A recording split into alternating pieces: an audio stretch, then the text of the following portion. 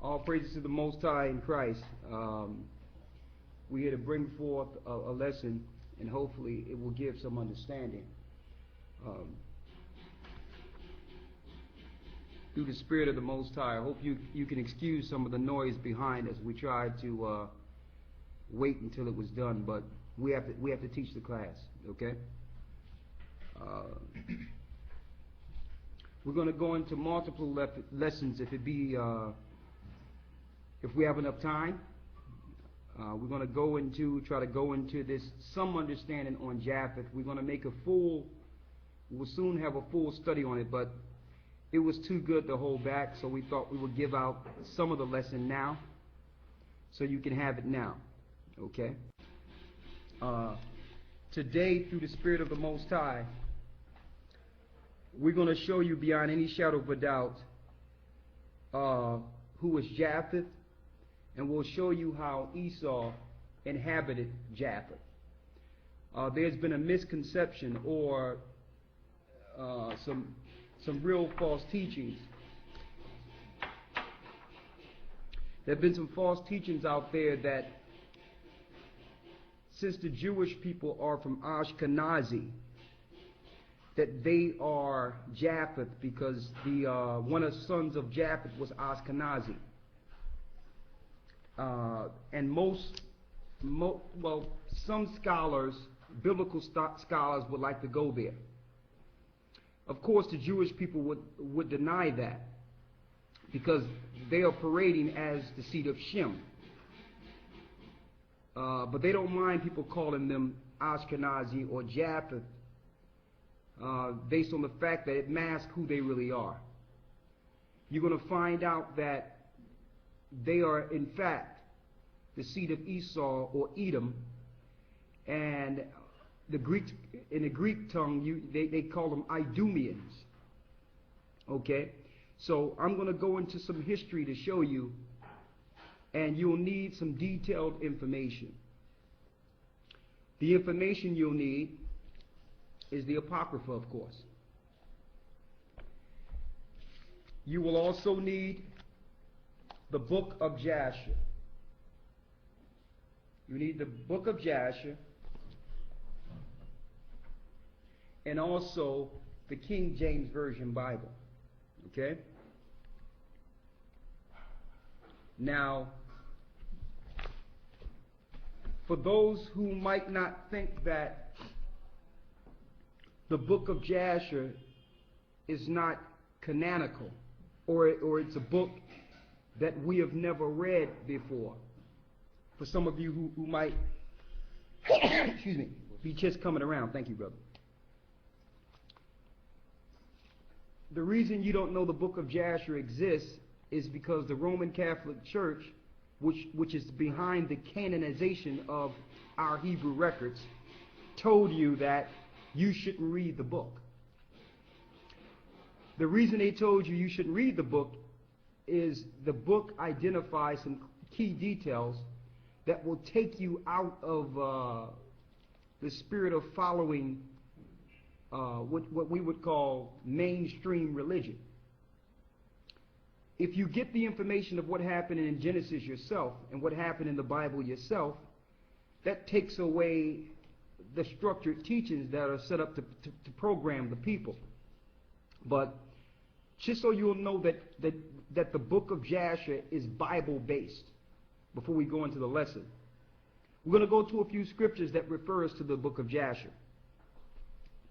I need you to get the book of Joshua. The book of Joshua 10 and 13, and 2 Samuel 1 and 18. Now we do this so that if you go into the book, you know the book is biblical. Okay? It's a book of records. Jasher means the upright ones. The book of the upright. Okay? And the kings of the earth and the priests of the earth left record in detail that links directly with Genesis. And without the book of Jasher, you cannot get a detailed understanding of what happened in Genesis. Genesis is an overview. So, let me first prove the validity of the book of Jasher. I need you to go first, and we talked about the book of Jasher. We're going to do this quick so we can hit the lesson. Read Joshua 10 and 13 for me, please. Joshua chapter 10, verse 13. And the sun stood still, and the moon stayed, until the people had avenged themselves upon their enemies. Is not this written in the book of Jasher? Is not this written in the book of Jasher? So if the book of Jasher was not exact or biblical, the Bible would not refer to it. So obviously, Joshua knew about the book of Jasher. It was the records of his forefathers. It's the record of our forefathers. Okay? And mind you, we don't need the Catholic Church telling us what we can read when it comes to our forefathers' records. Who are they to tell us that we can't read what our grandparents left us? So it was wrong for them. Who gave them the authority to canonize anything? We shouldn't have to prove whether or not it's validity or whether or not it's correct. We shouldn't have to prove that. But we have to because they put roadblocks or snares in a way to stop people from going into certain records that would expose their religion. So it's written in the book of Jasher. Let's go to 2 Samuel 1 and 18. 2 Samuel chapter 1, verse 18. Go ahead. Also, he bade them, teach the children of Judah the use of the bow. Teach them the use of the bow. Because Jacob was known for using the bow, even in his old age. Jacob, our forefather, whose name was turned to Israel, he was excellent with the bow and arrow. So he said, teach Judah how to use that bow. Read. It is written in the book of Jasher. It's written in the book of what? It is written in the book of Jasher. It is written in the book of Jasher. Once we pull out this information out of Jasher, you'll understand the reason your Christian church and your churches and your governments will not let you go into these records.